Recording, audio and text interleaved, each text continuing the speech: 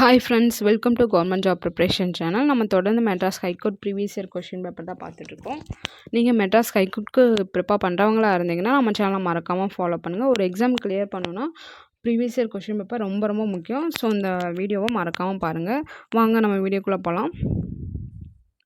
First question, Rajaji அவர்கள் தமிழ்நாட்டில் நடத்திய உப்பு சத்தியாகிரக யாத்திரை எதிலிருந்து, அதாவது டேஸ் முதல் வேதாரண்யம் வரை நடைபெற்றது அப்படின்னு கேட்டிருக்காங்க. இதுக்கு ஆன்சர் என்னென்னு பார்த்தீங்கன்னா ஆப்ஷன் சி, திருச்சிராப்பள்ளியிலேருந்து வேதாரண்யம் வரைக்கும் தான் உப்பு சத்தியாகிரகம் ராஜாஜி நடத்தியிருப்பார். எப்போ அப்படின்னா 1930.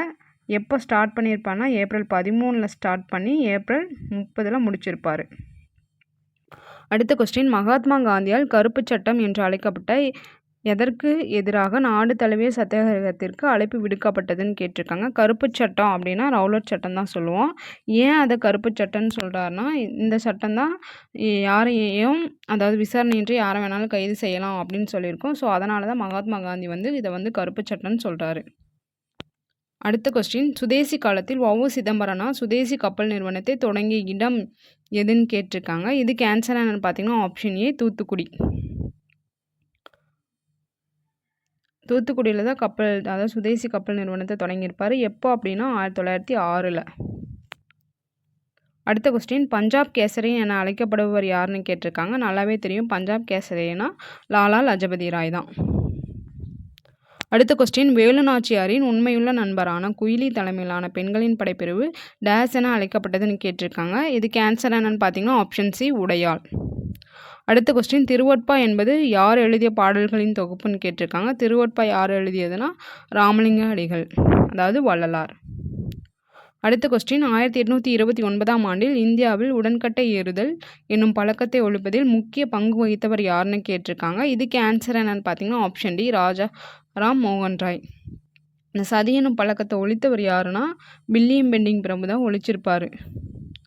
அப்போ அவருக்கு ரொம்ப உதவியாக இருந்தவர் நம்ம ராஜாராம் மோகன் ராய் அவர்கள் தான்.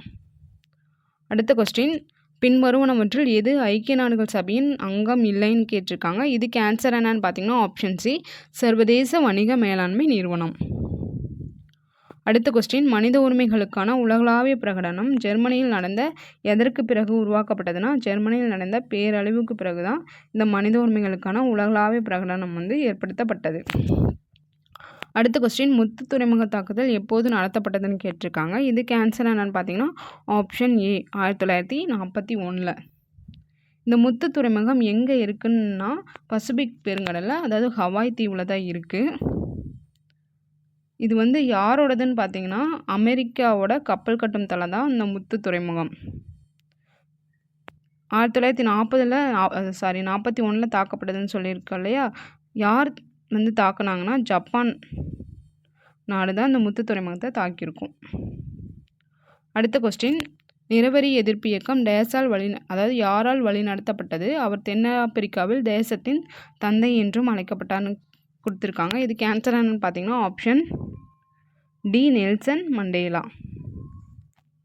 அடுத்த கொஸ்டின், ஆப்பிரிக்காவில் குடியேறிய டச்சு குடியேறிகள் போயர்கள் ஆவார். இவர்கள் டேஸ் எனவும் அழைக்கப்படுகிறார்கள்னு கேட்டிருக்காங்க. இதுக்கு ஆன்சர் என்னன்னு பார்த்தீங்கன்னா ஆப்ஷன் சி, ஆப்பிரிக்க நேர்கள். அடுத்த கொஸ்டின், 1934 ஆண்டு அடால்ஃப் ஹிட்லர் எந்த நாட்டின் ஜனாதிபதி ஆனார்னு கேட்டிருக்காங்க. இதுக்கு ஆன்சர் என்னன்னு பார்த்தீங்கன்னா ஆப்ஷன் பி, ஜெர்மனி. அடுத்த கொஸ்டின், சர்வதேச நீதிமன்றம் எங்கு அமைந்துள்ளதுன்னு கேட்டிருக்காங்க. இதுக்கு ஆன்சர் என்னன்னு பார்த்தீங்கன்னா ஆப்ஷன் ஏ, ஹேக். ஹேக் எந்த நாட்டில் இருக்குன்னா நெதர்லாந்து நாட்டில்.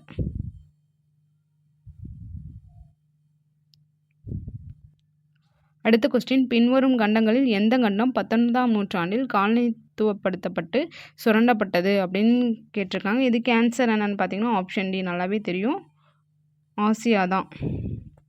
அடுத்த கொஸ்டின், ஒரு கணினியில் பல கோப்புகளை சேமிக்க என்ன பயன்படுகிறதுன்னு கேட்டிருக்காங்க. இதுக்கு ஆன்சர் என்னன்னு பார்த்தீங்கன்னா ஆப்ஷன் சி, கோப்பு தொகுப்பு. கோப்பு தொகுப்புனா ஃபோல்டர், தமிழில் தெரியாது. ஸோ ஃபோல்டர்னு இங்கிலீஷில் கொடுத்துருப்பாங்க.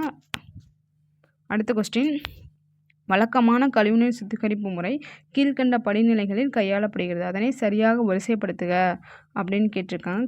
கழிவுநீர் சுத்திகரிப்பு முறை எந்தெந்த படிநிலையில் கையாளப்படுதுன்னா ஃபஸ்ட்டு வடிகட்டுவாங்க. அதுக்கடுத்து என்ன பண்ணுவாங்கன்னா, காற்றேற்றம் பண்ணுவாங்க.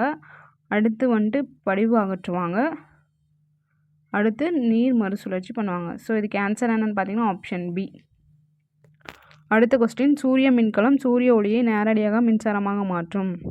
டேஸால் ஆனது. அதாவது சூரிய மின்கலம் சூரிய ஒளியை நேரடியாக மின்சாரம் மாற்றும் எதால் ஆனதுன்னு கேட்டிருக்காங்க. இதுக்கு ஆன்சர் என்னென்னு பார்த்தீங்கன்னா ஆப்ஷன் ஏ, சிலிக்கானால் ஆனது. அவ்வளோதான் ஃப்ரெண்ட்ஸ், இன்றைக்கான கொஸ்டின் முடிஞ்சது. இது போன்ற வீடியோக்களை நீங்கள் தொடர்ந்து பார்க்கணுன்னா நம்ம சேனலை தவறாமல் ஃபாலோ பண்ணுங்கள். தேங்க்யூ.